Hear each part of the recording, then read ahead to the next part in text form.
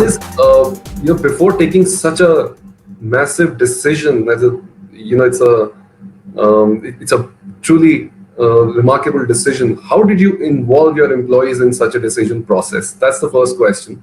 Sure. Question also is from Deepika G. And her question is that TCS is planning to move a significant portion of his workforce to work from home. And will that not impact their ability to imbibe the organization culture and values?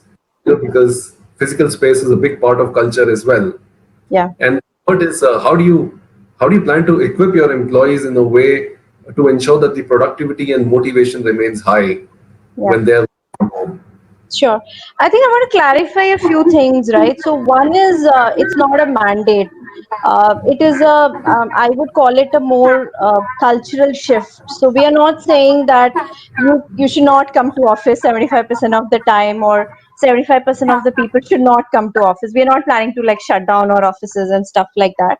But we are saying that the option should be with you, right? And if you ask me, as I mentioned, I'm dying to go to office right now. I'm just bored of sitting at home. So we are not saying that, we should not go to work. We are only saying that your going to office should be dictated by what you want to do and how you want to manage your work, right? So we are definitely not saying that this is replacing an old model. We in fact believe that the whole concept of the culture, definitely, we are social animals, right?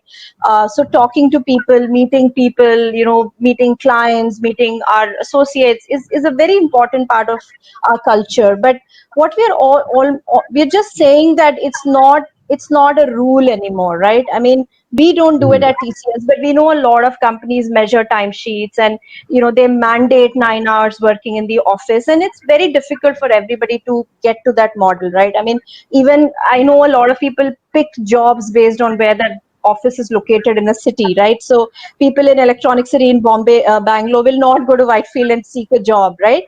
So isn't that creating what I would call, inefficiencies in our system, right? So all we are saying is that make it an option. We are never going to go away from a model where collaboration does not happen. But as you can see, a lot of things I talked about is about mindset shift.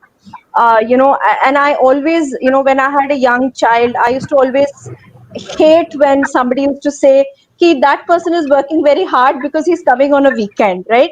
And that cannot be a measure of our efficiency as an employee.